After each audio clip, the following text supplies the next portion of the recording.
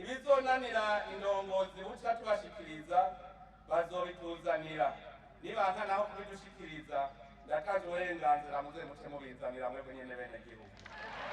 Ico nzi nanje ibingoye nzobishikiriza Imana kuko yo nta kinanira, nico gituma nabanje kurahira imbere yayo n'imbere yanyu ko ntazohemuka kugira ngo Imana ingumize ku kiganza cayo.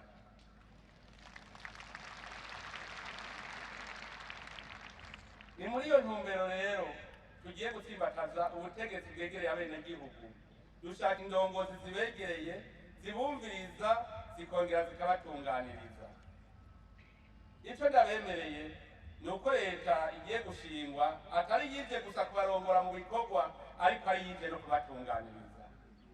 Bamwe bahora bitwaza ko bashaka ibiganiro mu gutoba, barumvise ko ibiganiro babironse.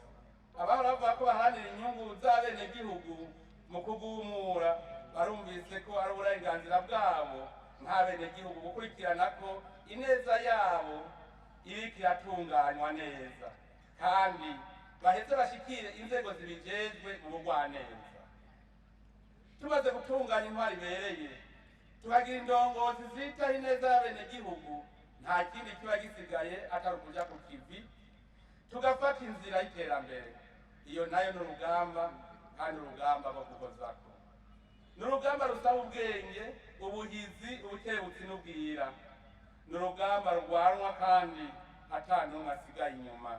Nico gituma namwe mvuga nti turi kumwe twese birashoboka. Barundi bene wacu, iterambere nyakuri rihera ku butungane, amahoro n'umutekano, kugira ngo umurundi wese yumve ko afise intore mu mutima.